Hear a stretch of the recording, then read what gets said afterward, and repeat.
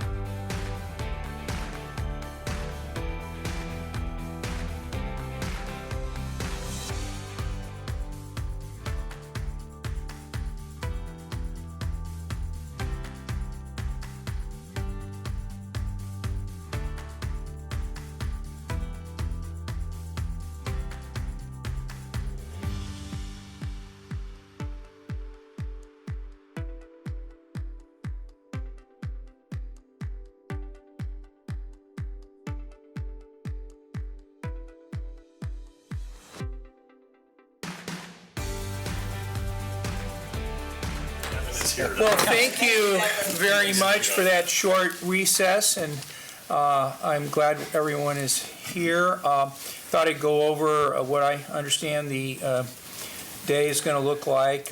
Big picture, at 1:30 we have the Homes for Good meeting. That is not a Board of Commissioners meeting, but it involves all 5 commissioners. We're going to, in a few minutes, start our presentation about the renewal of the purchased insurance policies and having a briefing on that.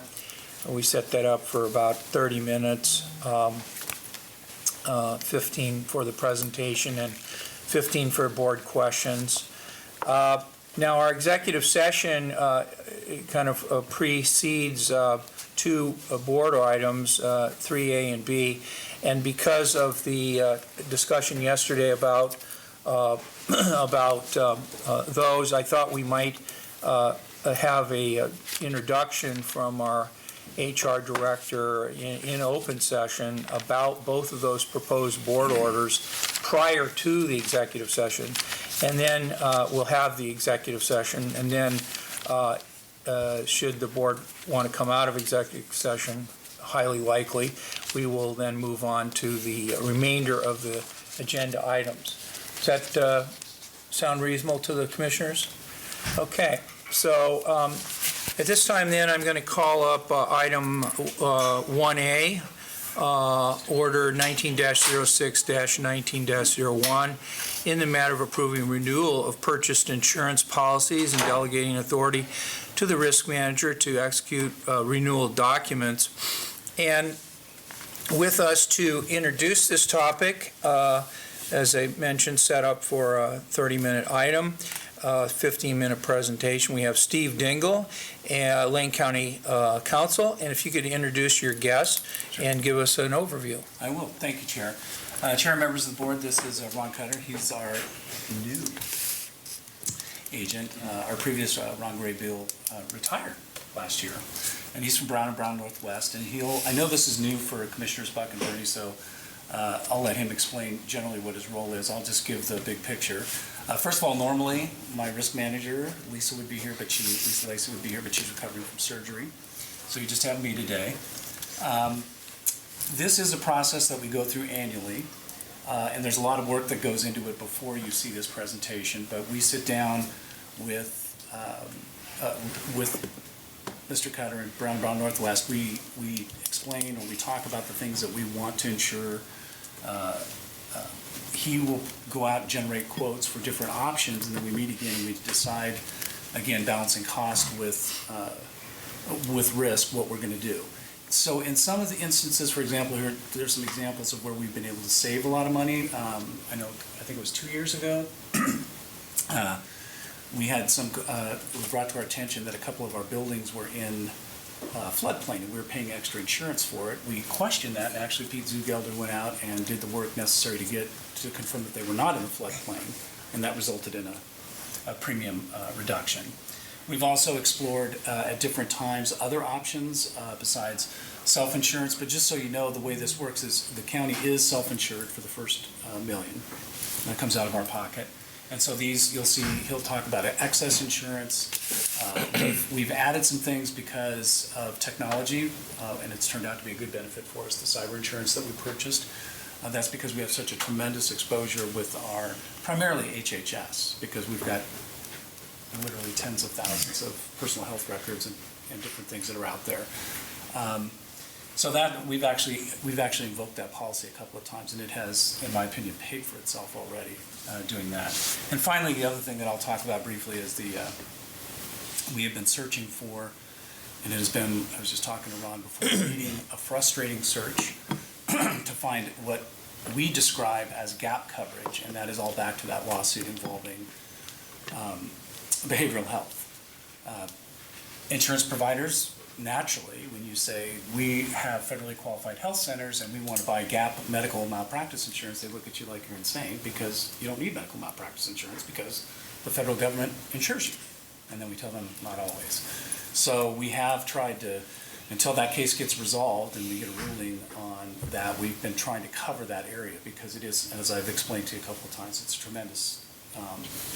tremendous area of exposure. So we've tried to button that up. With that, I will turn it over to Ron, and I kind of asked him to do a little bit more of a general background so you understand what his role is for the two new commissioners because you haven't been through this. He'll explain what he does, and take it away, Ron. All right. Well, thank you to the board for having me. Commissioner Farr, you're going to, this is going to be redundant to some of the things you heard last week at MWMC. So my book of business is nearly all, in fact, it is all governmental entities. So we're the agent of record for Multnomah County, Marion, Douglas, Deschutes, Columbia, Yamhill, Jackson. We're doing work with Clackamas. So this is a lot of our book of business. So the public entities are kind of a unique animal in terms of insurance. And so specializing in that is very helpful. So I'll talk a little bit about our role. You hire us as your agent, and our role is to work with your risk staff and identifying risks of the county and going out and procuring insurance above and beyond the risks you're willing to retain. Wayne County has historically had a robust self-insured retention of $1 million, as do most counties your size in Oregon. So we think that's self-insurance over the long run. While sometimes it can be painful, in the short run, you have a big claim that you perhaps weren't expecting. Over the long run, it will almost always save you money than compared to buying first dollar coverage where you're just handing it over to the insurance company. The insurance market right now is frothy. There's a lot going on for a variety of reasons. When we look at the various lines of coverage in your property coverage, and Commissioner Farr, this is what we talked about last week. On the property lines of coverage, we're seeing significant increases, and it's due to the losses in the U.S. we've had over the last 3 years, 2016, 17, and 18. Significant hurricanes, flooding, and wildfires have caused insurance companies domestically to have to pay a lot of claims. So those 3 years, 2017 specifically, was the largest claim year on record. 2016 and 18 are right behind it. I was just reading an article penned by Swiss Re, which is a large property insurer, this week, where they're anticipating this to be another bad storm year, and perhaps wildfires as well.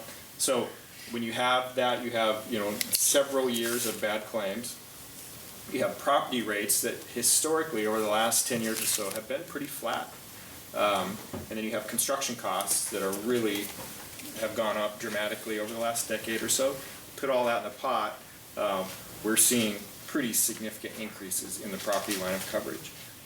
We'll talk about you specifically here in a moment, but that's just from a grand scheme of things. We're delivering increases 15, 18, even 20% over expiring.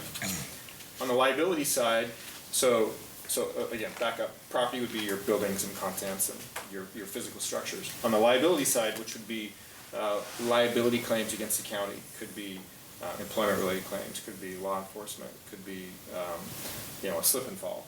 Those types of tort claims against the county. We're also seeing some changes there in market hardening. Not quite as bad as what we're seeing on the property, but insurers currently are scared to death of a few things: jail claims, law enforcement claims, and then thirdly, employment-related claims. So Wayne County has all those. You have all those exposures.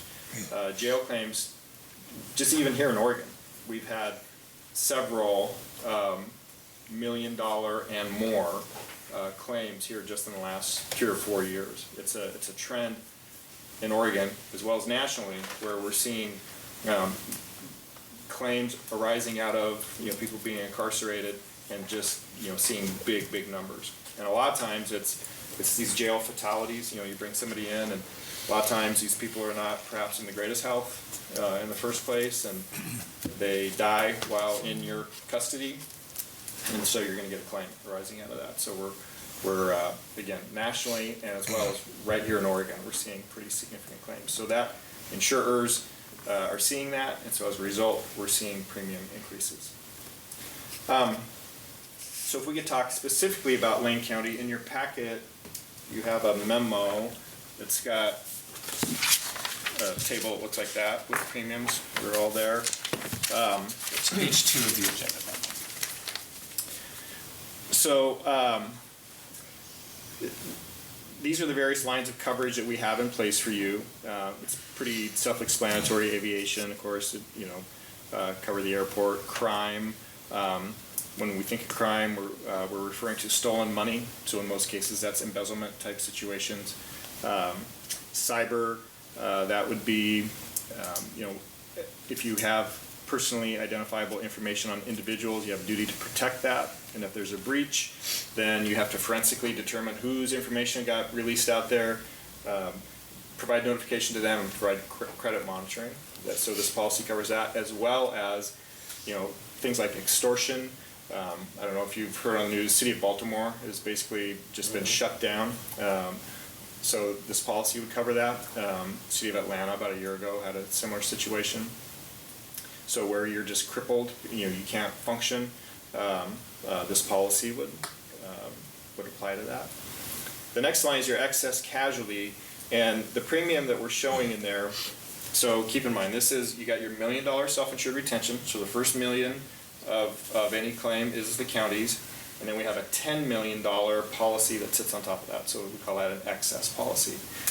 So originally that pricing was going from mid $130,000 to almost $190,000 for a couple of reasons. The reasons we talked about, the change in the market, as well as I know the underwriter had some incorrect thought that exposures in the county, meaning like number of police officers and what have you, have increased. I was at a conference last week, a national conference down in Florida. I was able to meet with the underwriter, and long story short, we cleared up any confusion on that topic, and there is still going to be a little bit of an increase because of what we talked about, what's going on in the market. But that $189,000 is actually, we've got it down to $143,813. So just about $7,000 or $8,000 more than last year. So pretty significant decrease there. Currently, you have, I talked about, you got your $1 million self-insured retention. You have a $10 million excess layer. That's with a company called Allied World. And then you're buying another, we call it 10x of 10, so another $10 million with a company called Arch.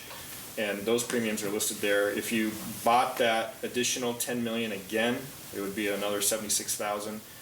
If you scaled that back to $5 million excess of your $10 million that you currently have, it'd be additional $45,777. I was just telling Steve, we're working on those numbers still currently. Because of the condition of the marketplace, things are just moving. There's a lot going on, and underwriters are just being inundated with requests from guys like me saying we need to get this number down. So I'm reasonably confident those two numbers, 45,777 and the 76,833, are going to come down as well. So I should know within the next couple of days what those are going to be, but that's still a bit of a moving target. Going down to the next line, your excess workers' compensation. Again, you're self-insured for your work comp exposures here at the county, similar to the liability exposures. So work comp being employees that get injured while on the job. So this premium represents that excess coverage over and above your self-insured retention. We negotiated a 2-year rate 2 years ago, and so that premium was flat because that we were able to negotiate that 2 years ago. The medical malpractice, we're changing that a little bit. Steve alluded to that. So in the past, you guys have had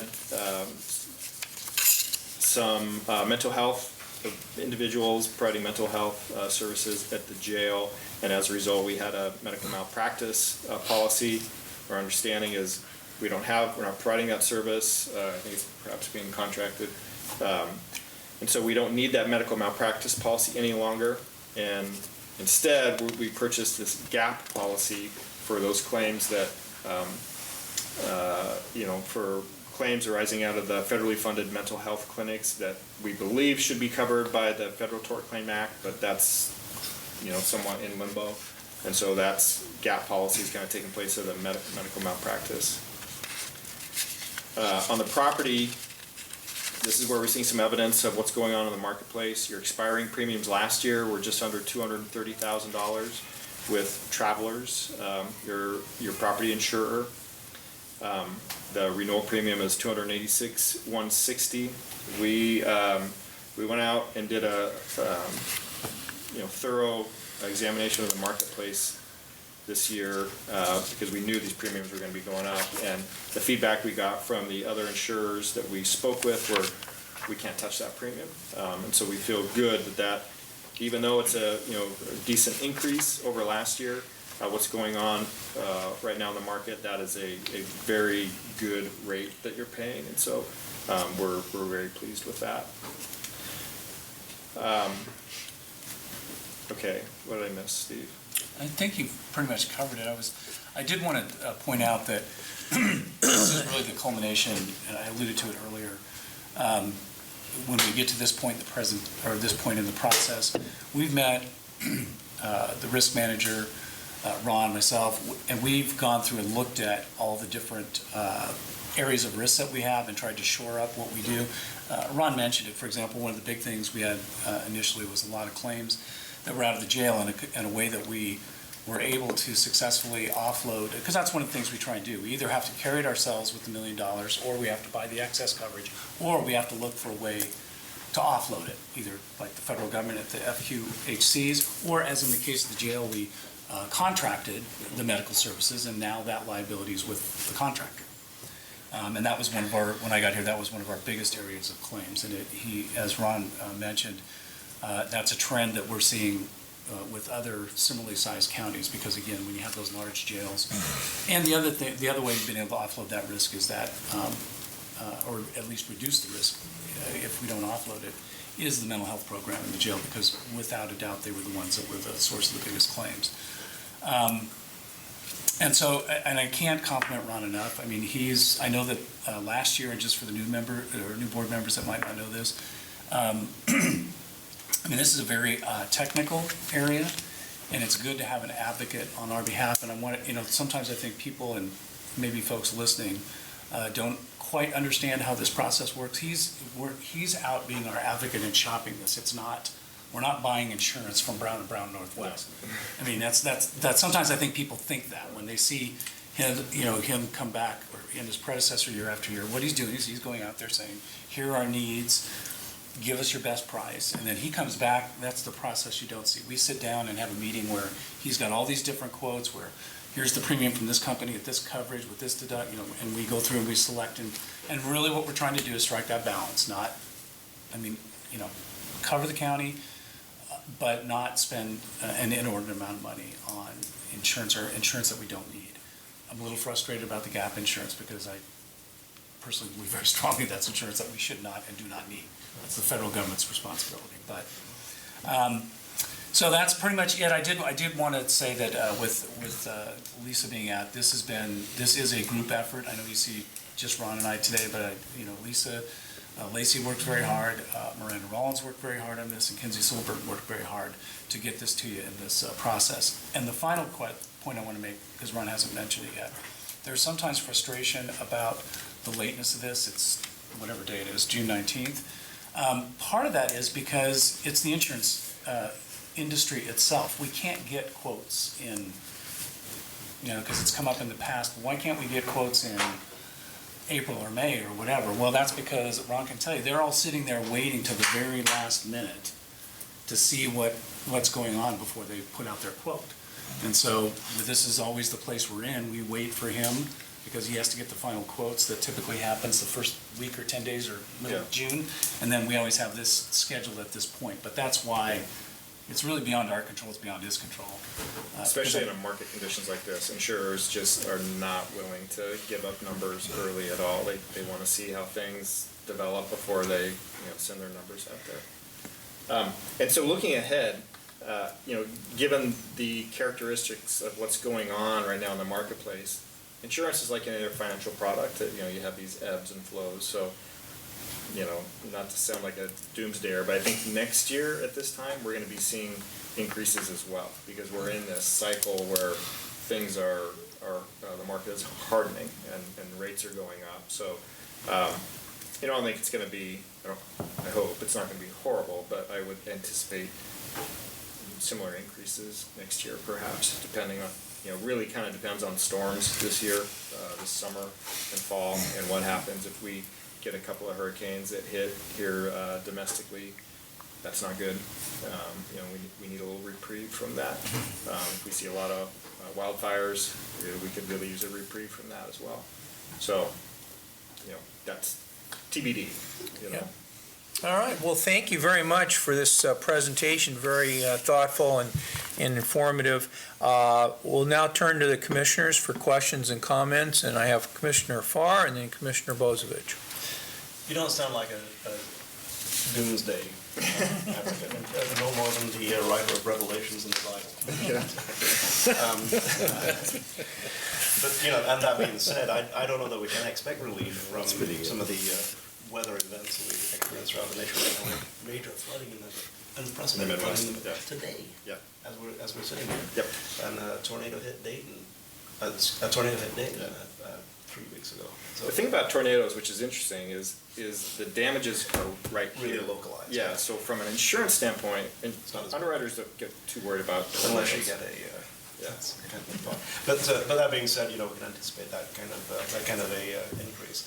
The thing that I wanted to say is that the work that has been done on insurance, particularly as we move to self-insurance, has saved the county so much money, and we can anticipate that in perpetuity. Perpetuity is a big word, but for the foreseeable future.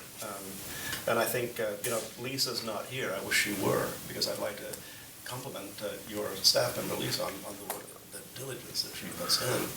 And I don't know how you work without her right now. I'll bet she does a little bit of work from home. We were just talking about that before. We're getting emails from her. I was getting emails from her from the ICU, I think, so. And it's characteristic of the people in your shop. Diligent work. And this is very different to MWMC because we have very few miles of pipe underground for the county. Right. Whereas MWMC has lots of big pipe. So really, this is the first time we've seen this, but it is foreseeable, predictable, and really around the second time in 2 weeks that I've heard you make a presentation. And the point that I was going to make is one that you've already made, that you don't sell insurance, you find insurance, and man, you're good at it. Thank you. Yeah, thanks. Okay, Commissioner Bozievich? Thank you. So I have two questions. One, the aviation insurance. I know we still own a helicopter, but it's mothballed. I think it's even in a box. Or, why is that a necessary piece of insurance? Should it just be considered property? Yeah, that's for, hang on a second here. It described it as covering the pilots and stuff like that, and a particular aircraft. And I'm not sure, a 1987 something or other. Yeah, and in I the forget what it was. past, at least it's been expressed to me that there is when we ask, there's the theoretical possibility that they're gonna use it. I mean, Literally the thing's in a box. and actually, We have a 1987 McDonnell Douglas, Yeah, yeah. so is that? That's the old helicopter that used to be part of the sheriff's department that has been in mothballs forever that we should really probably be That's disposing of. Yeah, so I just bringing that up as I don't understand why we're insuring something that's not even capable of flying. right, The sheriff has actually talked about selling, the prior sheriff talked about selling. right. Yeah. I don't know about how much a market there is for a 1987 issue, piece of aircraft. As long as we get their commitment airframe. that they're not going to Yeah. fly it. Because the other thing was that there was a time where they were going to work with, I believe, it was, I want to say it was LCC, they were going to use, let them do some sort of maintenance on it, which would Yeah. also involve potential flying. And so again, we wanted to have coverage for that. That's a good question. Well, Yeah. if they just commit to not flying it and keeping it in a box, we Just, can change it. that one just, spiked me a little bit. My next question is, if we're taking out medical malpractice gap insurance for mental health, why aren't we also doing it for physical health, seeing that it's the same federal tort claims issue if we have a claim out of our CHCs? Okay, that's a good question, and that's because there has not been a change in their,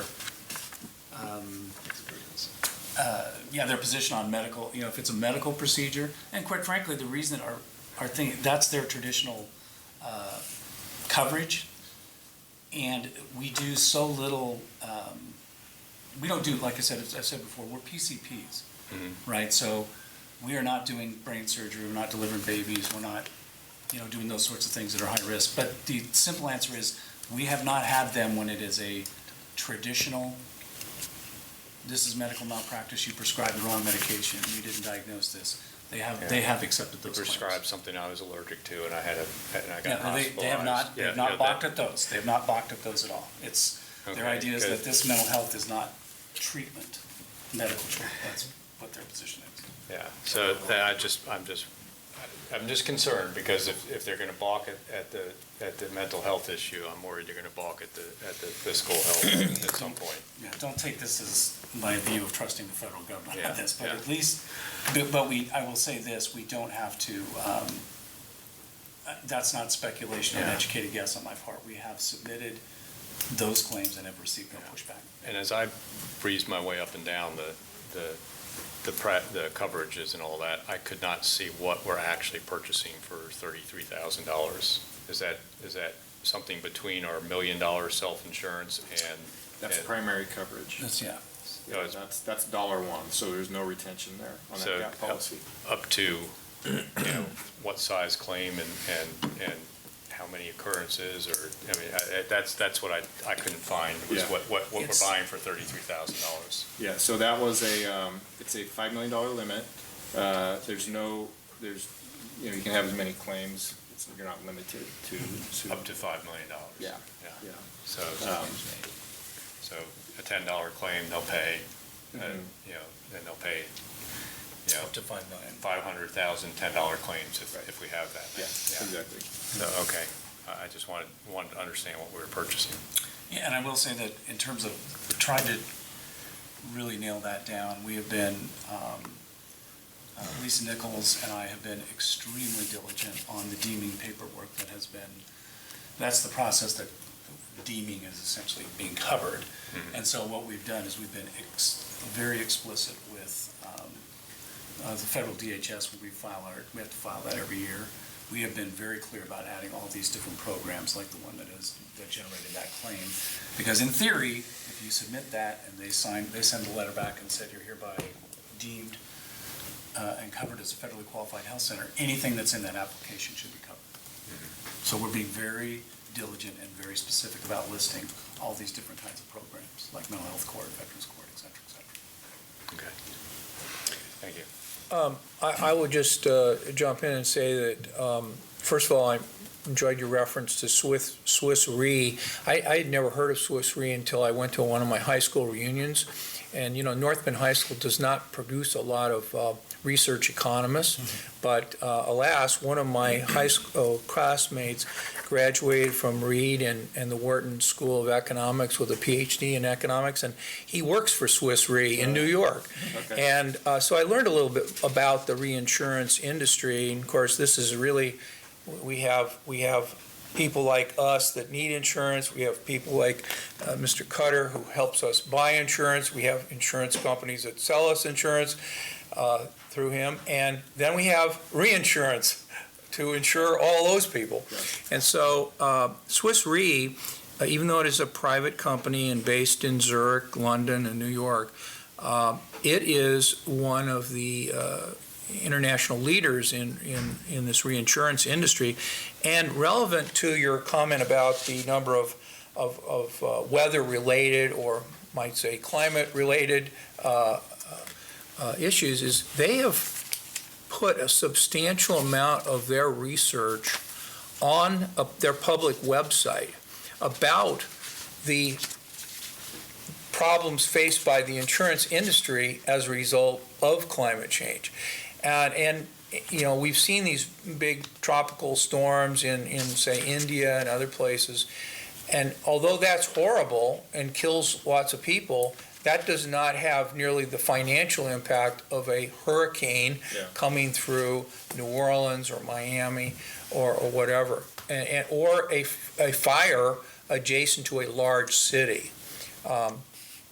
So good news is that there's a lot of research about this that's going on, and that is public, that they finance, because they want to know, because they are the ones that have to pay when we get to the point where the insurance company does not have to pay. So just a question on the topic of the excess. Are we talking about 2 levels of excess coverage here? Yeah. And are we getting both levels of excess coverage?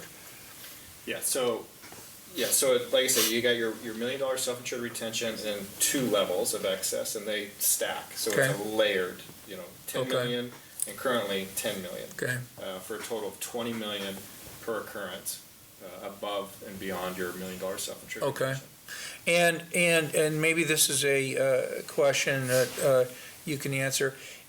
Based upon your knowledge, then, do we have the appropriate level of self-insurance and excess coverage? Yeah. If we approve this?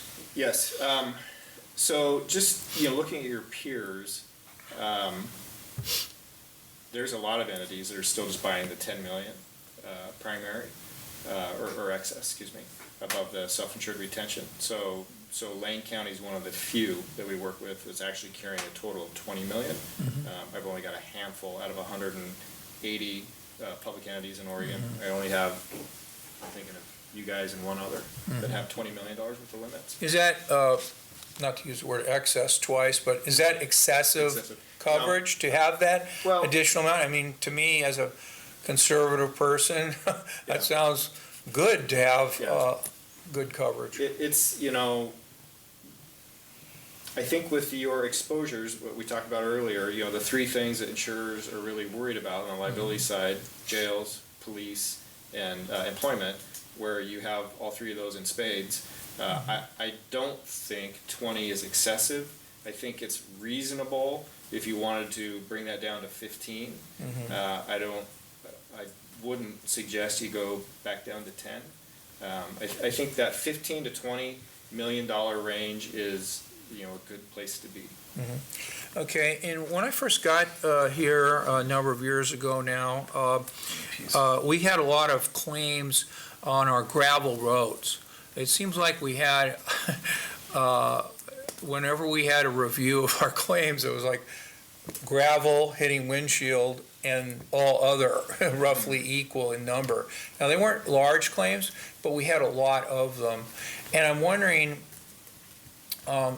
when we have a claim like the gravel from a county vehicle kicking up gravel, hitting someone's windshield, we have 2 areas of liability. We have the victim, or I'll call him the alleged victim, who says, hey, my windshield was damaged because of you, Lane County. But we also have the driver of the truck, separating the county from the worker. And that's the area of interest I have, is when lawsuits are brought against county employees, are county employees insured as part of their agreement with the county about doing their work, if they have an agreement? Now, not all of our employees have agreements. I mean, some have contracts, some are under union contracts, some are not under union contracts. But can you, and the gravel example was one that I thought would be illustrative of how, at least on my part, say 1/5 of the nickel here, I am concerned about making sure that that across the board in the county, that our employees are covered, because yes, if they are driving the gravel truck inappropriately, or they're arresting someone inappropriately, or they are treating someone inappropriately, or they are doing something in their higher office, such as the assessor or the commissioners, I want to make sure that those people are covered, because that's part of their job, is to try to do their job as best they can, knowing that there are lots of people out there who are not happy that their windshield got broken, or they're not happy with some other act that an official of the county takes. And so I want to drill down on that and find out what kind of coverage is for those people. Now, I get it, the big money here, and I used to be, just for full disclosure, I was part of a joint effort of the Association of Oregon Defense Counsel and the Oregon Trial Lawyers Association, the lawyers that sue and the lawyers that defend. And we had a joint program many years ago that I helped put together. And so, you know, I used to be a tort lawyer. I used to be a plaintiff's lawyer. Now, I haven't done that in many, many years, and I don't do that now. I don't practice in that area. But I am aware that when the bad thing happens, the decision that the Board of Commissioners makes, the gravel truck kicking up the gravel, when there's an allegation of misuse of office or an allegation of negligence on the part of the driver of the truck, then claim is made not only against the county, but also against the individual or individuals involved in it. Could you help me understand the protection for county employees under those circumstances? I can start with that one. That question actually raises a couple of issues that relate to that excess coverage, which is it naturally triggers a conversation about the Oregon Tort Claims Act. And one of the other things that Ron hasn't mentioned, but what is driving up, in my mind, our risk and our exposure, and I think insurance companies recognize this, there used to be a belief that there was a pretty solid cap on tort claims. Because the legislature, we're actually immune, sovereign immunity, you can't sue us, but they gave that power, they limited that. And what the Oregon Supreme Court has done in the last, I'm going to say, I can't remember what year Clark versus OHSU was, about 10 years ago, they said that in certain instances, in certain kinds of claims, that the legislature's efforts to limit the government's liability violates the remedies clause of the Oregon Constitution. What that means in layman's terms is, where we thought we could only be sued for $500,000, we might be able to the court might actually say you can get sued for $8, $10, $12, $15 million. So that has raised it. With respect to your specific example, you're right, and the Oregon Tort Claims Act requires that we as a public entity represent and indemnify employees that have claims brought against them as a result of, or in the course and scope of their employment. So what does that mean in the example that you gave? Well, those low-level claims that you're talking about, Ms. Lacey manages those. So those are paid as she sorts out and decides, much like an insurance company would, whether to accept the claim or deny the claim. Because they're all under 1 million. Yeah, exactly. And so she makes that determination, sometimes involves me. But if a claim is made, like in the example you gave where there's a claim made against the driver, that somehow the driver was negligent, we have those kinds of claims. I don't want to get too complicated, but they can get very complicated because when our employee is injured, now we drag in workers' compensation. So one of our employees runs a stop sign and hits somebody. We're going to have the property damage that we're going to have to pay for the other car. There's going to be a claim made of negligence against the county and the employee, which may or may not involve. We're going to defend the employee because of the Oregon Tort Claims Act. Correct. Yep. Okay. And then, of course, we're going to have, if our employee is injured, we're going to have a workers' comp claim because they were driving the course and scope of their employment and they got hurt. And to the final part of that is that employees are covered unless they engage in willful or wanton malfeasance. So just because a person is accused of something terrible doesn't mean that we don't defend them. But if someone, and I always give this example, if a manager came to me and said, I want to fire employee X because they're 50 years old, I would say you can't do that. And they'd say, well, I'm gonna go ahead and do that. And I would say, well, if you do that and we get sued, I will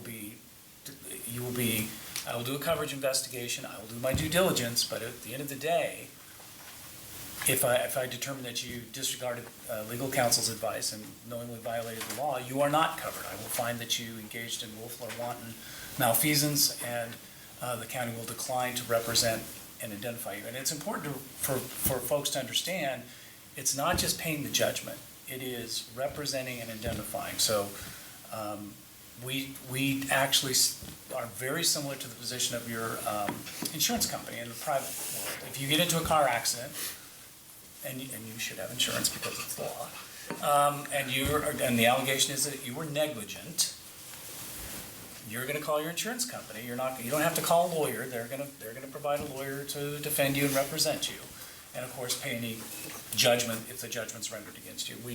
The Oregon Tort Claims Act essentially operates exactly the same way.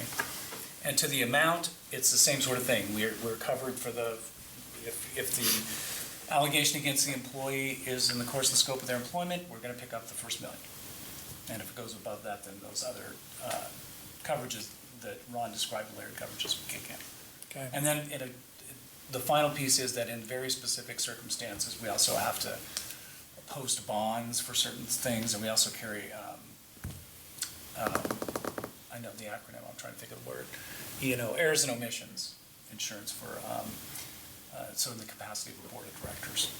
That led to my last question, and that is, when I was on the board of Lane Community College, we had something called the Directors and Officers Insurance, which insured the directors and elected board members of Lane Community College. Does Lane County have a directors and officers coverage, and what does it cover?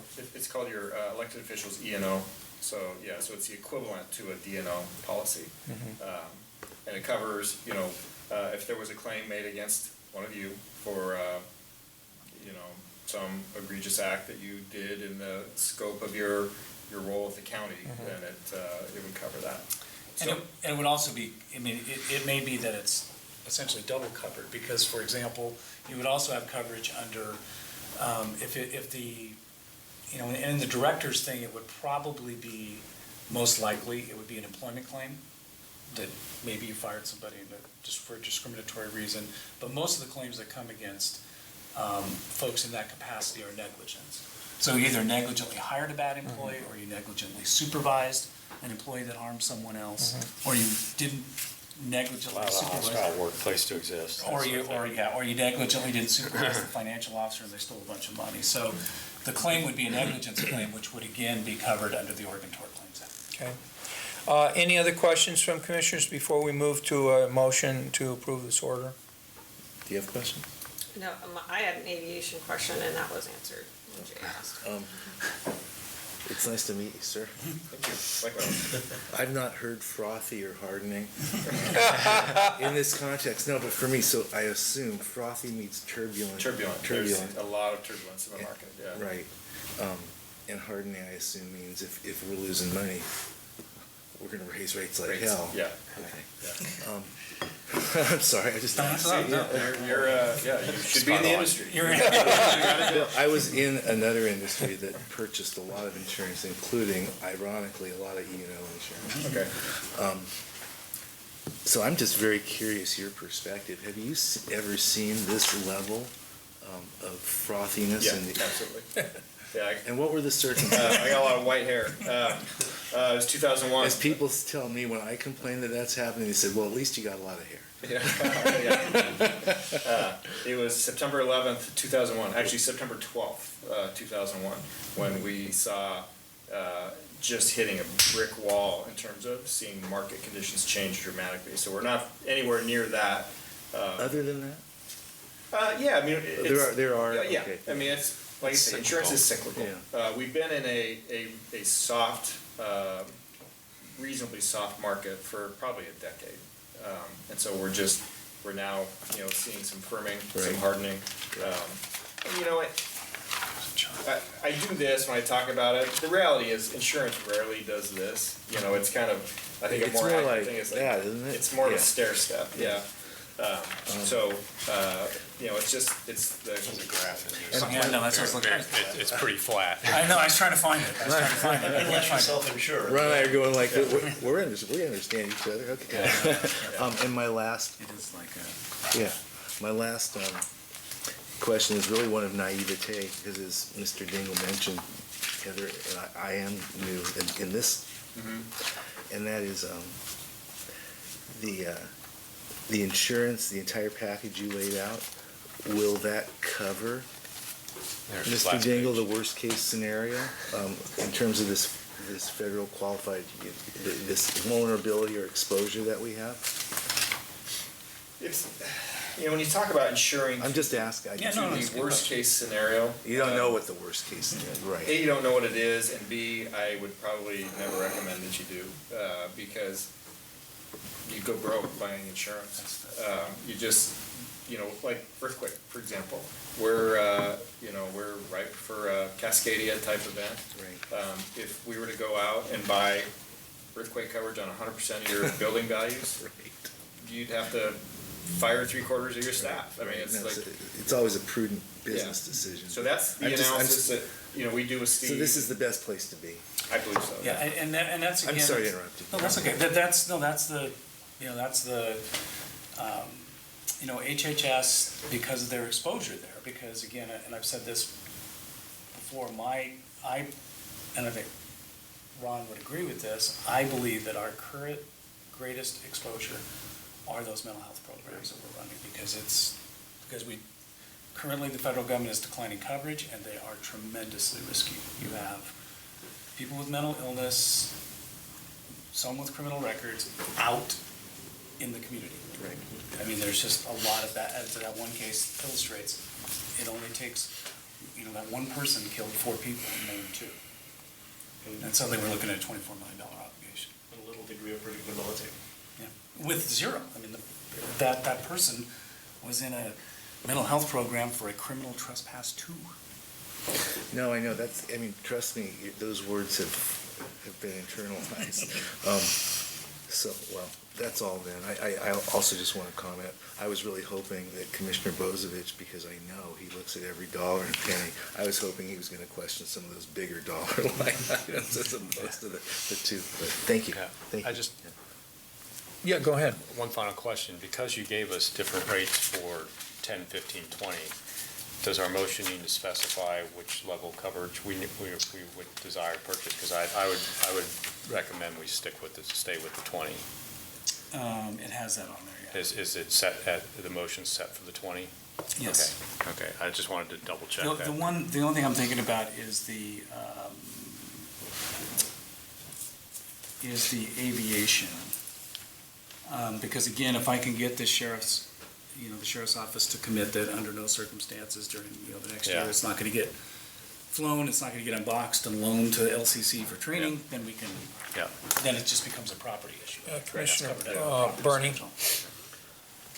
Before we move further, my understanding is that the casualty, fourth box down, that you said that 189,000 figure will actually be about 40,000 less? It's 143,813, that's confirmed, we have that officially, it's. And, thank you. And the two items under it for the 15 and 20 million, will those come down at all, or are those hard numbers? They are not hard numbers, we're still working on that, I'm reasonably confident those will come down, but I can't assure that. So we're still pressing on that very hard, but I'm, like I said, reasonably confident we'll get some relief there.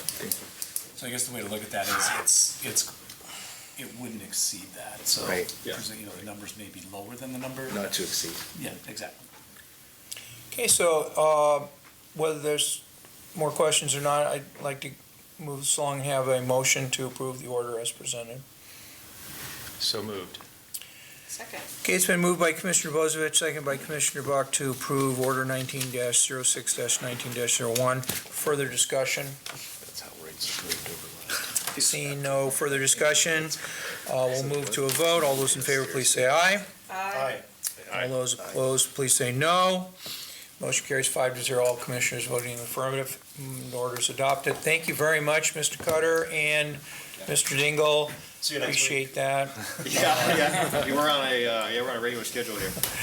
I somewhat changed the order here to have a briefing by Ms. Holmes on the two items that are scheduled for later in the meeting, but we're going to have an executive session before we get into those. But I just thought we'd have a brief introduction on those items. Yes, thank you, Chair Sorensen, Commissioners. So today we have scheduled back-to-back executive sessions for two of the three employees that report to the board. That would be County Counsel Steve Dingle and Performance Auditor Creer. Let's see, last Friday, I believe I sent you a note and I had packets available for all of you taking your feedback that you would like a little bit more time. So you should have in your possession, that's what they look like, packets that would include the board memos for each of those employees with their self-review attached for your information so that we would be prepared to have a facilitated conversation in executive session and feedback given to those employees. And so I'm prepared for that. And both employees are aware that the time has been scheduled. I've asked Dr. Creer to hold, and I'll just text him when it's time for him to come up. I'm happy to answer any questions that you have. I feel with with both evaluations, we're behind schedule, and I think everyone's aware of that. So this is also an attempt to get us caught back and on schedule for different reasons for these two employees. And as you're well aware, last week we were able to complete County Administrator Mokohiski, so we're on track there. So it's just getting these two caught up to where they need to be. And I'm happy to answer any questions that you have. So just to summarize on Dr. Creer, his employment agreement was effective March 19, 2018, and he has not had a evaluation. He had a 6-month more informal review in executive session for his specific agreement, but he has not, this will be his very first annual review. Okay, so he has not had an annual review. He has not, and the decision had been made to push his out because his audit report ended up being more extensive within the time that originally we thought it would be done. And so I think it was, the decision was wait until that report is out so that the board would have something tangible to be able to also reflect on for his annual review. So just to summarize, so Dr. Creer, his effective date was March 19, 2018. He has had a 6-month review. He has not had a 1-year review required by his contract. Exactly. So we're beyond the time on his contract. Yes. Okay. Without And- describe. And as to Mr. Dingle, his effective date was January 8, 2013. His last annual review was March 21, 2017. So he is more than 2 years beyond. January of Yeah. 17, 18, yes. Okay, very good. Any questions for Ms. Holmes before we go into executive session? Commissioner Farr, then Commissioner Bozievich. So regarding Dr. Creer, because the audit was extensive, and we consciously made a decision to delay his review. And we did have the 6-month review, which was a little bit unusual, as per his contract. Exactly. Which causes us to look at contracts, why would we put that in there? It was like extenuating circumstance. But I guess the hard question is, holy cow, 2 years late, what happened there? Don't answer that, it's awful. So good. Okay, anything further before we go into our So- executive session? To get back on correct schedule, technically these reviews should be happening shortly after the anniversary date, because I imagine we have to wait for the year to be complete, develop the surveys and get information back from everybody on the past year. So if there's a January anniversary date of the employment, the performance evaluation should be happening, say, in February?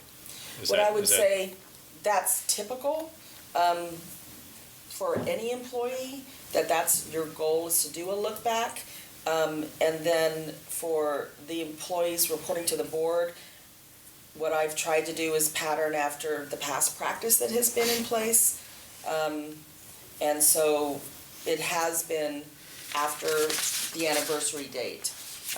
And every contract's a little bit different, obviously, but, so for this one specifically for county council, knowing that you can even look, as I had drafted the packet in the board order, the dates of the reviews in the past have, been at a variety of times after January. But in the ideal HR world, you're having something closer in time than what we have seen in the past. And part of that's been we've had some turnover in HR. So our ability to kind of keep on schedules also had some issues with, whether we've had a acting or new or, whatever human resources director, that's been part of why those have bounced around a bit. But it's not normal at all to provide a performance evaluation 2 months ahead of an anniversary date, is it? In the typical practice of the world of work, that's not how they're done. I would say with the board, I'm here to staff the board for the processes for your employees, and so I take my direction from the board. And so what I've done, since we haven't really had, say, a work session or anything, since I've been here about board employees and how you would want to do this, I've tried to pattern, again, after what I've seen as the past practice, to the best that I can. And obviously this one is, I think with two of them, we're in a catch-up mode. And speaking briefly back to Commissioner Farr with Dr. Creers, it was on both sides. For example, I did talk to Dr. Creer, and he also agreed it was best to hold on his. So that was an unusual situation. Yeah, so based on that, there's no reason you would have made a recommendation to delay the council's annual review to November to line up with anything? Based on the past practice, there hasn't been And you that. have not made that recommendation? No. Thank you. I just wanted to make that clear. Okay, Commissioner Buck? So the practices here that have been in the past have clearly been all over the place. And we definitely need to get a pattern of practice that is regular for people. Now, when looking at the contracts, all of them have this 60-day window in advance of their actual annual date. And if you do reviews after the fact, our employees' contracts automatically renew without that option available. That does not make sense. So from a policy perspective, on when we do actual reviews, the board should have the opportunity to be able to do the review before that 60-day window is closed and automatically renewed. And so I believe that the proper procedure in which to do these reviews is in advance of that window, so that we have the option, whether we do want to make a full and thorough review before that window closes. That is why when I stated yesterday that I felt like this one was off cycle, I talked about the November 1st date for you in particular, because of your anniversary date. So, And just to interrupt, I'm sorry, January 8 would be November 8? Is that what you mean by 60 days? well, it's different for different contracts. In this particular situation, oddly, it moves to January 29th. No, if I can, I explained to Ms. Holmes, the reason that there's confusion about that is that my original date that I was hired by the county as a senior assistant county counsel was January 8th of 2012. I was appointed county council by the board Okay. January 28th, 2013. So if it's the 8th, it's the same kind of mathematics. So if that's the true anniversary date, then yes, I would say that that is accurate. So you move back, you know, I think we should be doing these reviews 30 days prior to whether the 60-day triggers on each employee.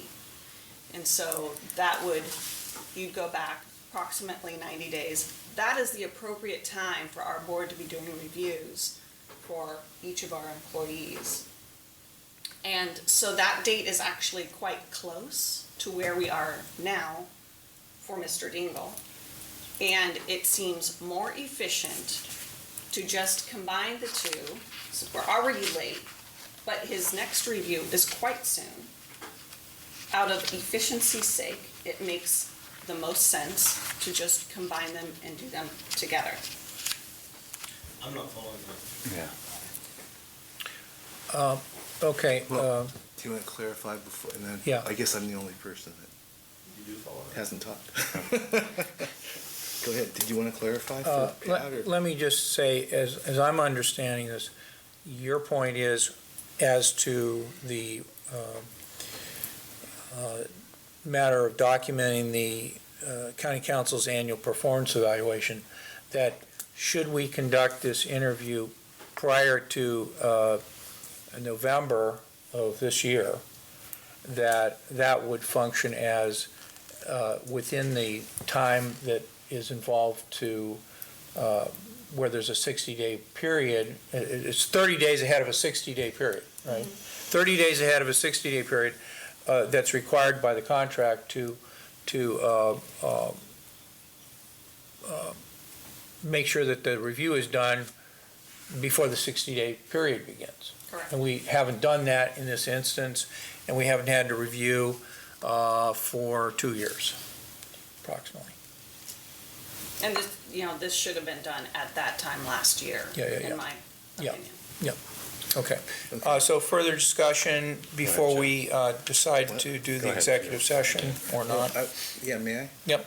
Well, first, on a human level, I know that I would be uncomfortable you may have a sheet of, I would be uncomfortable with the discussion being in it. So person to person, I apologize for any level of discomfort for the conversation. Not a problem. Pardon me? It's not a problem. Okay, thanks, Steve. I would like to input, and I want to share my thoughts, and I'm not coming at this as if this is any major issue, one way or the other. I agree with the notion of alignment, consistent with contracts, and I also, especially right now at this moment, after the last few weeks leading to yesterday's and all of our meetings, I'm exhausted. So I also appreciate just the ability to have a little more time, honestly. But I don't want to do it in violation of any agreement that exists. I want to make sure if the board chooses to kind of align these things, that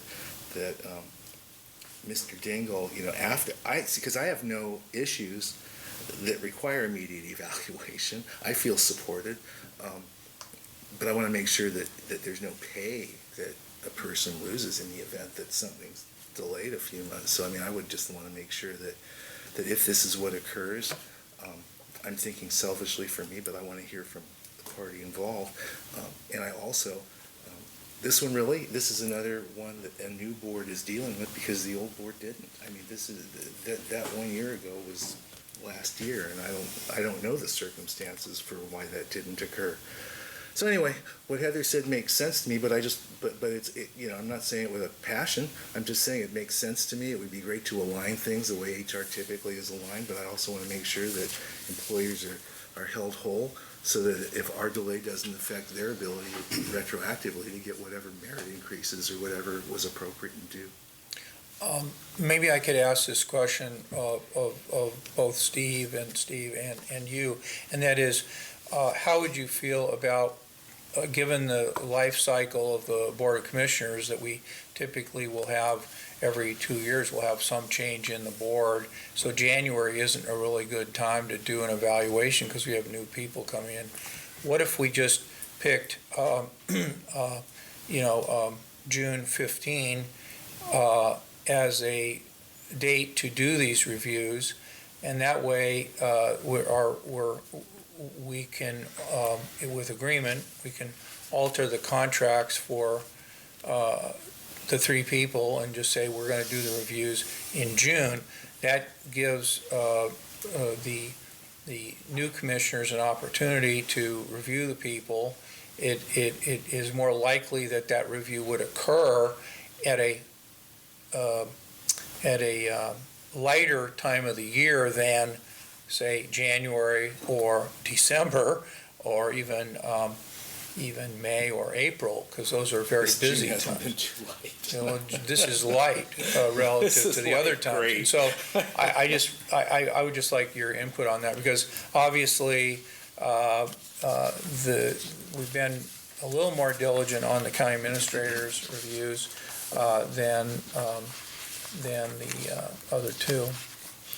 What do you think of that as a way to, because if we have the time for the review in June and then we have the effective date roughly, what'd you say, 3 months later? So the effective date then becomes, 3 months later, because there's a 60-day and there's a 30 days to do the review. Is that correct? So if we actually did the review in June, which is the month of the 12 months, I think will be the best month to do it. If we shoot for that, then the effective date, right, goes to 3 months later from that. So, I don't know. Man, I'm sorry. And this is just a pragmatic thing for me. In the last 6 months, I've worked with Steve that much. I've worked with Mr. Dingle that much, and I've worked with Casey that much. And this is my first year. So when everyone's considering, you might consider giving new commissioners enough of a time frame to have had enough of an experience to really be able to contribute. You know what I'm saying? Does that make sense? Yeah, Commissioner Farr. Thanks. And again, I reiterate, I felt supported. I do want to call on Mr. Dingle because I did ask the question and Steve had a response, but I think Steve also. He was going. Yeah, but, I'll defer because I. Well, let's just get an answer from you guys, because, if we actually did this in June, right, each year, and we had the 3-month period that Commissioner Buck is referring to, so that the 60 days is meaningful, and the 60-day period that's in the contract is meaningful, that both sides want in the contract, at least I feel that way. But it's still needing to align right now, I think. Well, and I think you're talking about, in my opinion, two different things. I agree. You have the current world Yep. as it exists. Yep. And dealing with that, with contracts that exist and evaluations and dates and all those things. And then you're talking about how do we set this up in the future for a more consistent, desirable approach. On that, which is I think what you're proposing for going forward, I don't have for my position, a concern, and I think it makes sense to do a couple things. I will say for my position, I think it's important to do, my contract currently says that you'll do my evaluation on 30 days on either end of the month of June. So it can be anywhere from May 1 to July 30th. I felt really strongly that my review, the review for my position should happen after the budget process. It would, if I were in your seats, I think it'd be kind of weird to review the person in my position before they had completed one of the major tasks that they're responsible for every year. So I do feel like that's important. I know as a supervisor myself, who has 11 evaluations each year, it's nice to kind of stagger those, so you don't do all of them, so you do all 3 of your employees at the same time. So maybe what you want to think about is, and what I would encourage you is to have maybe you direct the HR director to meet with each of us individually or as a group and sort of get feedback on what the timing works, stagger those out, and then set it up, because I do think it's fair going forward to say that the board has the opportunity to do a review and then, as it relates to the renewal of the contract, that that all those things are in sequence to each other. That's not necessarily in place today. So I think you're kind of dealing with Yep. the current environment and then the future, but as it relates to setting up I agree the summertime is a good period of time. Maybe you do the administrators in June, and you look at the other two in like July, August, so that as you have new commissioners on board, naturally they spend more time with the administrator than they do with the other, and then the council, and then the Yeah. auditor. Oh, so regardless that was of an individuals, I aberration. think that's gonna be No, the that's case good. for everyone. Okay, Mr. Dingle, yeah, and you're next after Mr. Dingle gets a chance to answer the question. Sure. Well, I strongly and respectfully request that I get an evaluation, or that we do the evaluation here. It's been 2 years. I'm mindful of the amount of work that, I don't do all of it. I'm sure if you ask Ms. Holmes, she'll tell you that there's a lot of work involved, not just with her, with her staff. So I'm not sure how it saves time. I'm not sure what the value would be in doing the evaluation in November, given what's been done here, which is, or in June. I'm obviously open to whatever the board wants to do going forward. It is a board decision, not an individual commissioner's decision, so if the board decides to adopt a different schedule, that's fine. I serve, the pleasure of the board. Like I said, in this circumstance, it seems extremely wasteful, and I'm not really sure what would happen with this evaluation, whether, does it get shredded and then you go back and do something else, I don't know. So I just know she spent a lot of time on this. It has been 2 years. I think you evaluate me for this, and then if you want to change it, you could either do it this November, which, if that's where the board goes, although I don't think that makes a whole lot of sense, just in 3 or 4 months, but you could certainly reset the clock. Like, if you wanted to do the November thing, November 20th or whatever. Okay. And I suggested to Ms. Holmes that one of the things we could do too is actually have Ms. Jones, the way we keep track of a lot of these reoccurring things is she actually schedules, a specific board meeting for that to happen, and then she's got, sort of ticklers that go back. So whatever you do, that would be my recommendation, is that, because again, we know how these things get pushed. As I can tell you, looking at some of my evaluations, I know that certain things have come up and it got pushed back in terms of time. Whereas if you look out at the beginning of the calendar, Ms. Jones is going to she's going to send a reminder to Ms. Holmes that says, Right. we're going to do the county administrator's 2020 evaluation on X date. So Yeah. that's one way to kind of keep it going. Well, it's my view that we should go into our executive session. We'll hear from Commissioner Farr before we do that. My idea is that we'll go into our executive session, discuss the items that are on our agenda for the executive session, and then we'll come out of executive session. All these other matters, in my view, are future agenda material and not relevant to today's agenda. Go ahead. And Mr. Chair, I don't often enjoy being bumped out of queue with 3 people speaking ahead of me after I've been called. However, this time I'm glad that did happen, because I really appreciate what both Steve said and what you also said. I was going to compliment you on your grasp of the situation where you said June seems pretty good, and then I heard Steve say, well, mine is between May 1 and July 31, which gives a 2-month window. So, and also you said stagger your employees' reviews. It's only 3 employees, it's not overwhelming, although 3 pretty significant employees. So, the window that you mentioned, May 1 to July 31, pretty big window in order to stagger if you need to stagger. But it also gives you a fixed date that you suggested in June, which gives a new commission every other year, a potential of 1 or more new commissioners, an opportunity to be prepared. And the other thing that you said, Steve, that once again, I'm glad that I got my cue bumped on this one, is that we have 2 worlds here. We have what's happening today and what's going to happen for the future. And I'm fully enthused about and in support of getting into a regular schedule. And the one that Commissioner Sorensen is suggesting seems pretty workable to me when added to what you say is in your context, 30 days before, 30 days after, or 1 month before, 1 month after. That gives a window. So that to me is something that we should consider for the future. And I would I would hope that we'd ask Ms. Holmes to come up with a recommendation with such a schedule. But for the time being, I respect, we have 2 reviews that have been prepared, a lot of time's gone into them, and I'm prepared to go through 2 reviews today.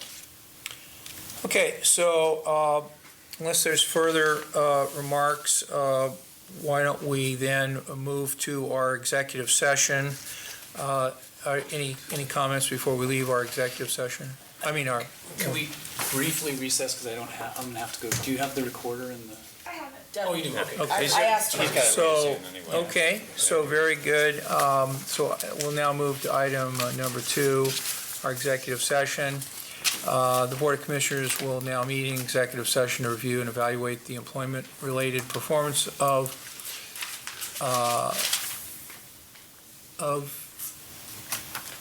officers of this body. Mine says Chief Executive Officer. So I'll just say to review the performance of the legal counsel and performance auditor, and any other public officer, employee, or staff member who does not request an open hearing. This executive session is held pursuant to RS 192.662I, which allows the board to meet in executive session for the purposes listed. Representatives of the news media and designated staff shall be allowed to attend the executive session. All of the members of the audience are asked to leave the room. Representatives of the news media are specifically directed not to report on any of the deliberations during the executive session except to state the general subject of the session as previously announced. No decision will be made in executive session. We reserve the right to come back out of executive session and into public session later today. And so at this time, I am going to recess the public session of our Board of Commissioners and convene our executive session.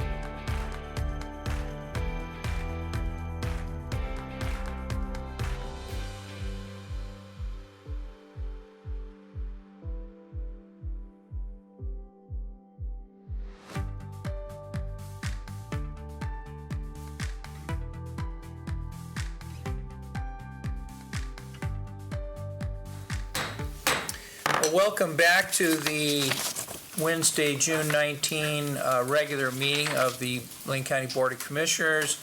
We've concluded items 1 and 2 on our agenda today.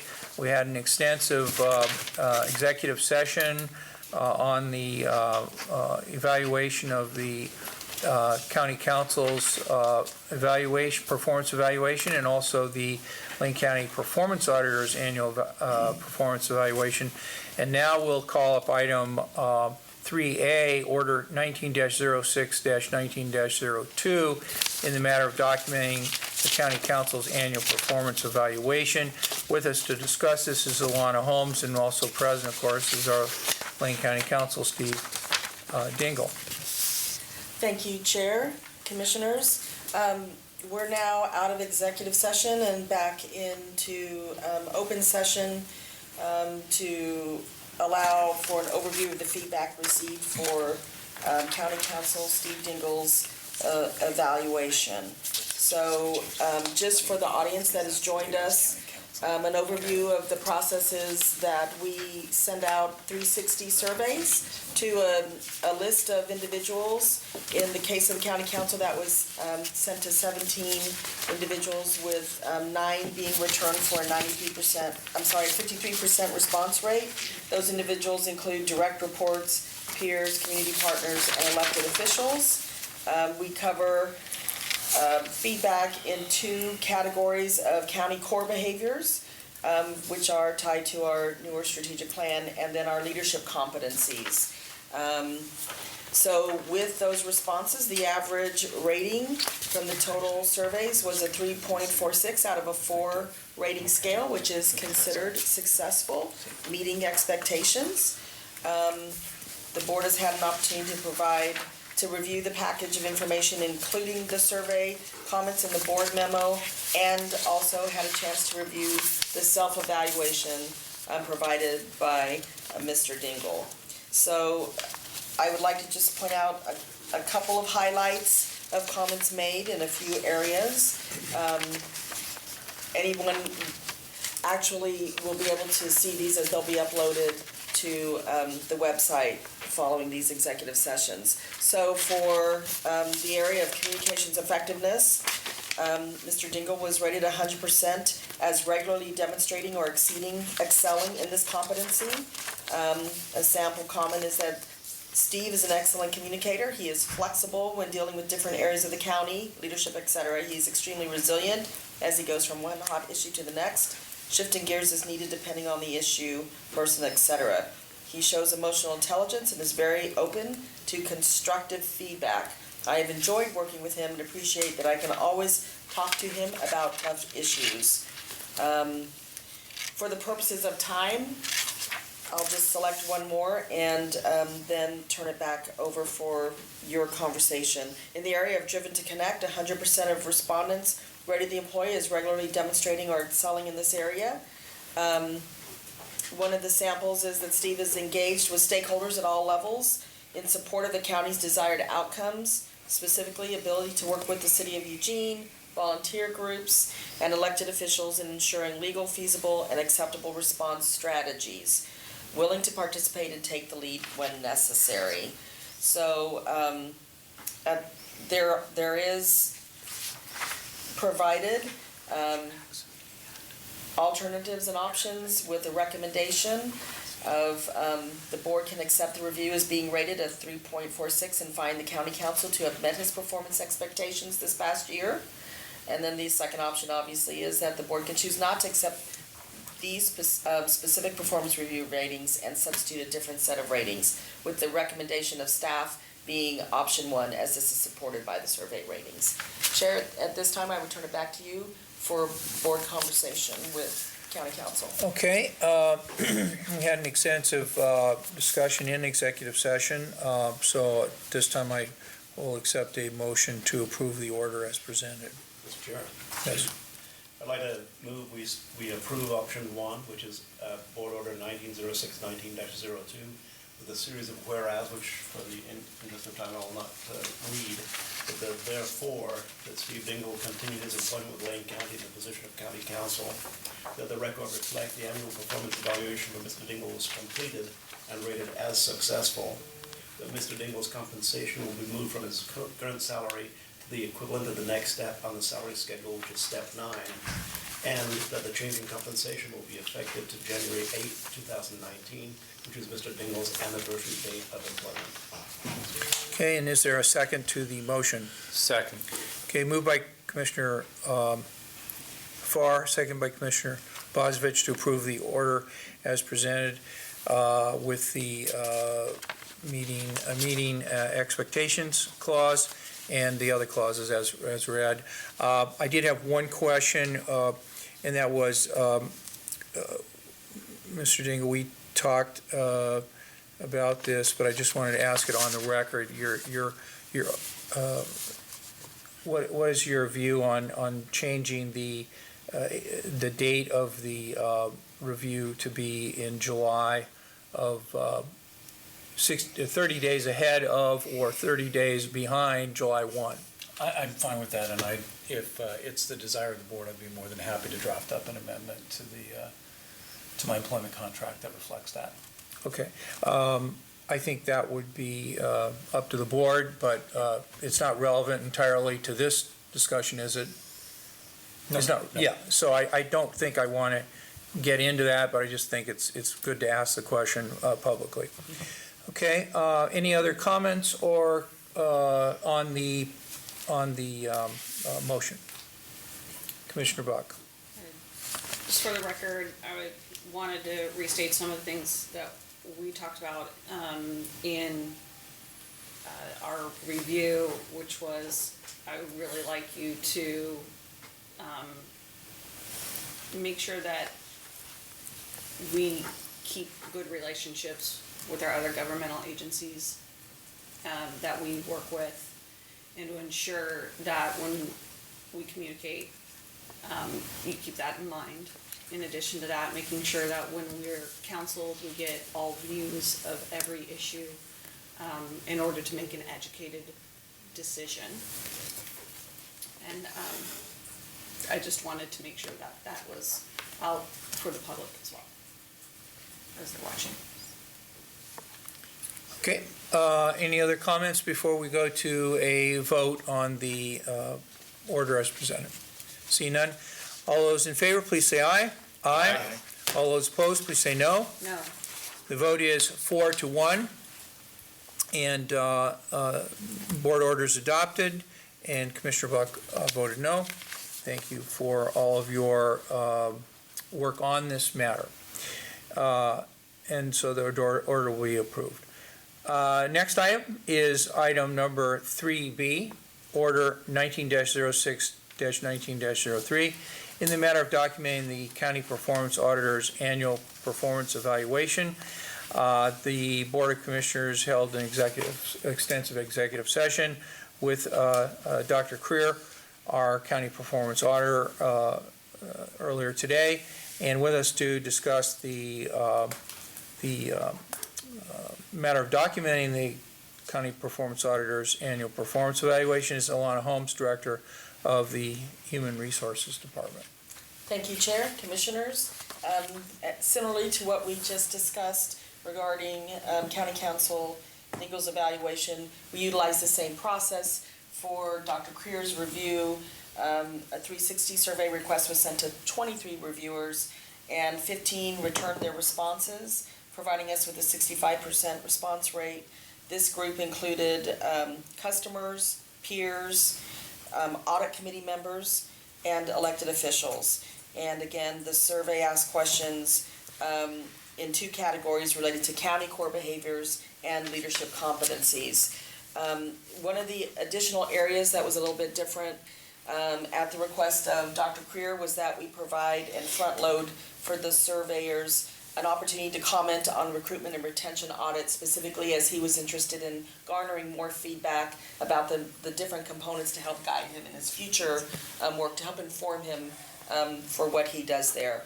And there were a few of those comments that I provided in the packet. Those have been uploaded to the website as we speak. So again, in the interest of time, I'll just kind of highlight a couple of the comments and then turn it back over to the chair.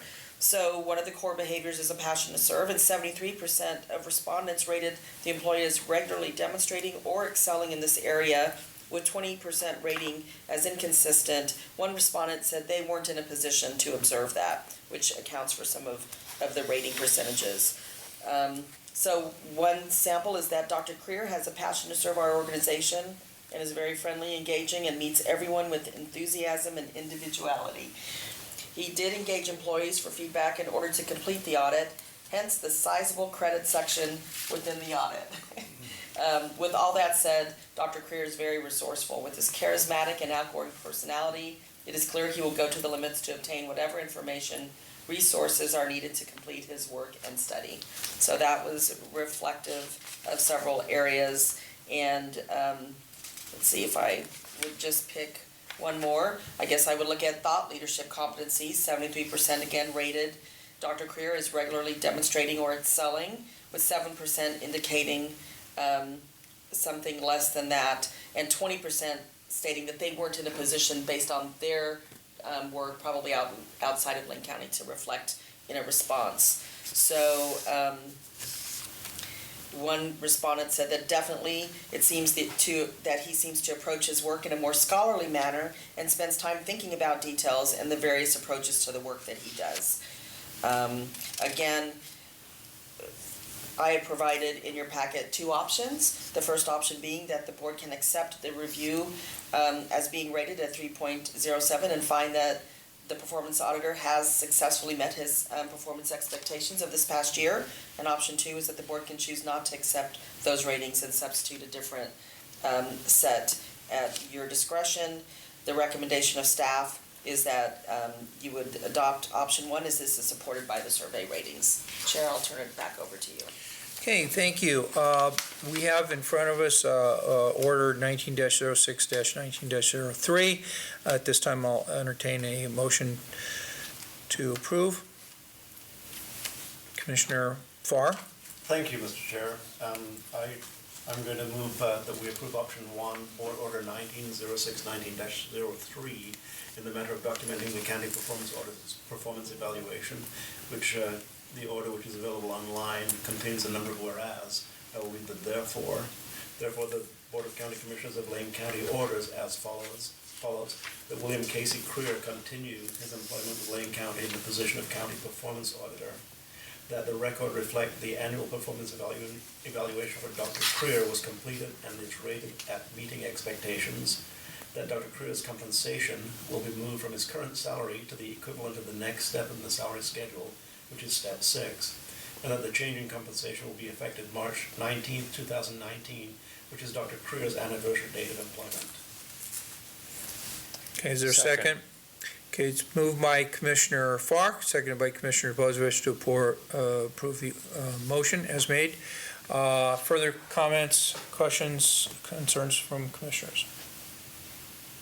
I'll just say that I think that one of the things moving forward that we need to be discussing with you and the committee is the issue of quality versus quantity and a number of performance audits.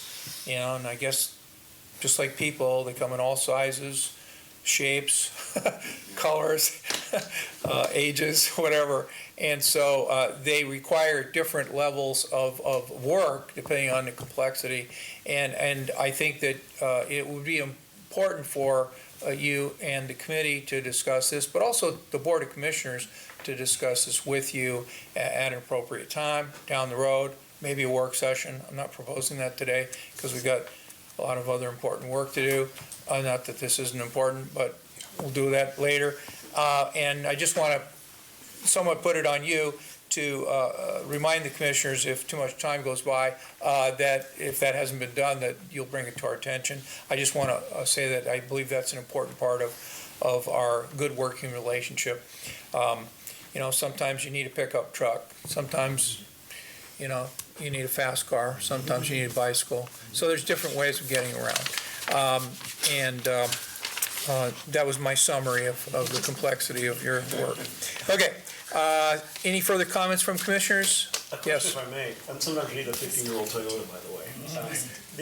Ms. Holmes, we have two documents that were labeled as confidential when distributed to us. Is it okay to keep these, or do you want those back? Those have now, they were confidential in that you hadn't had your reviews yet. Those have now been updated and uploaded to the website. And then I will share the proposed auditor's review with the committee tomorrow. Okay. Okay, so anything further, Mr. Mokrowski?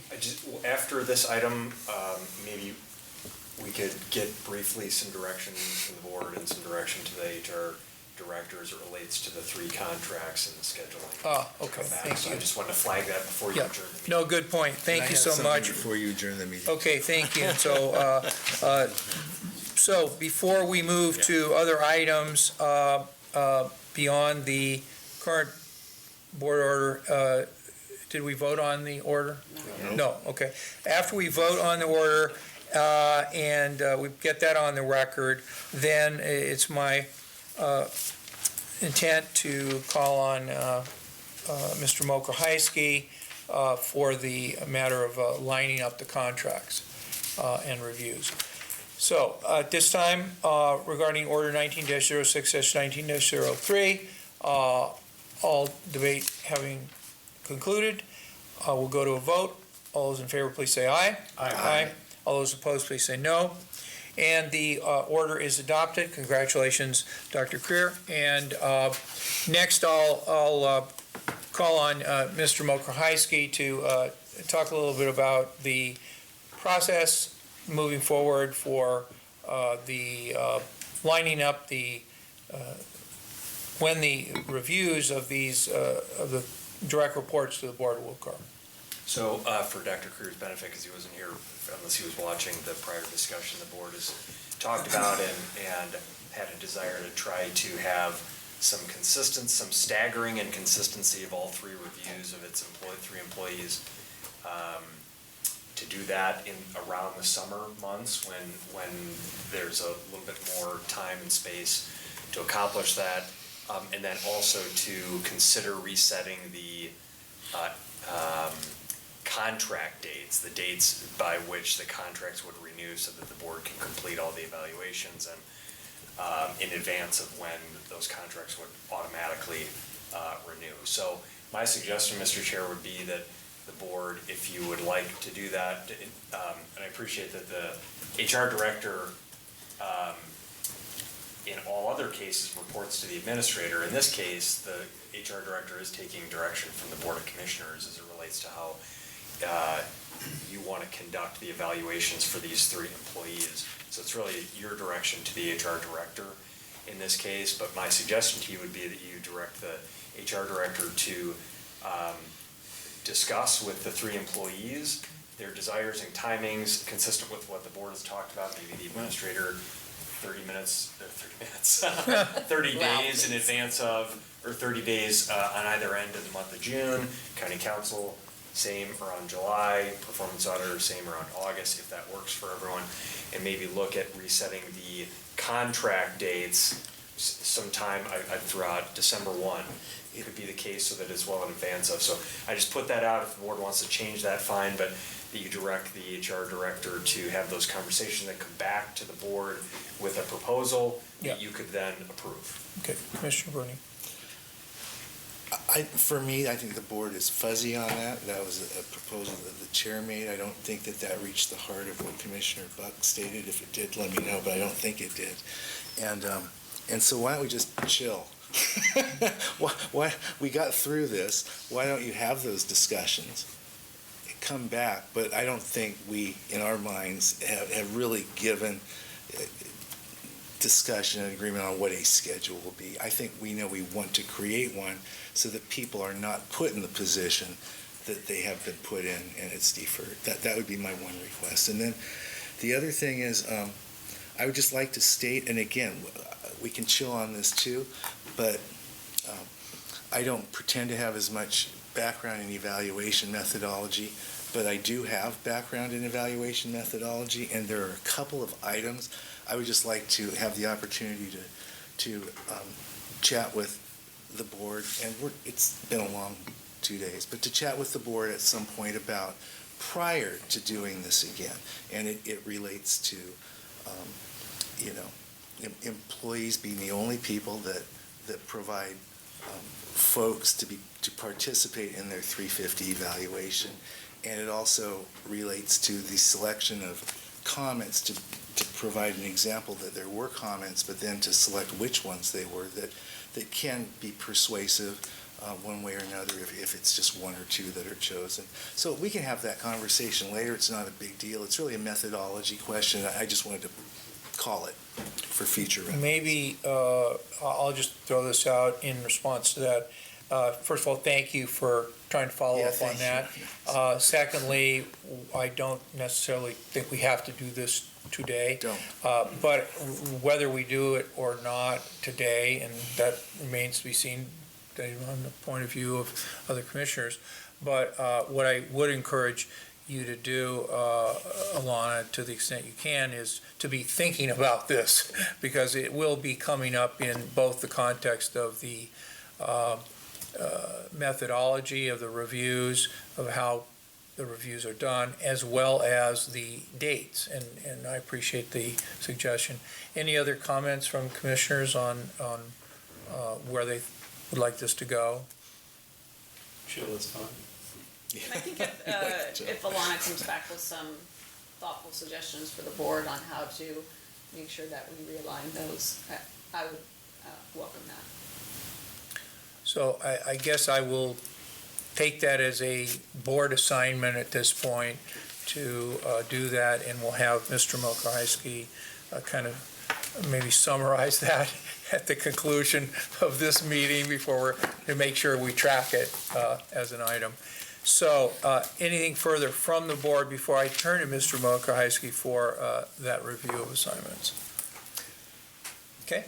So why don't you try to summarize what you heard from the commissioners who spoke? I think, Mr. Chair, what I heard is that the board would like the HR director to come back with some options for both the process for how to conduct the 3 evaluations, as well as the timeline and schedule and sequencing and both reviewal dates and contract dates. Okay. All right.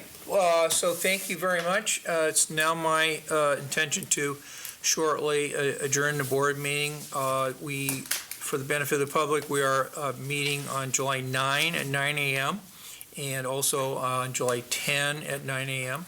So we'll have a period where we may have an emergency meeting, so please keep Ms. Jones informed of your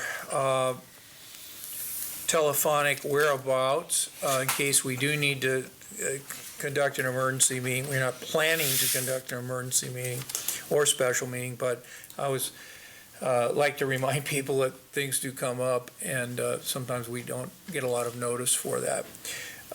Okay, anything further from commissioners? Okay, so seeing no further business, we are adjourned. Thank you. See you all next year fiscally.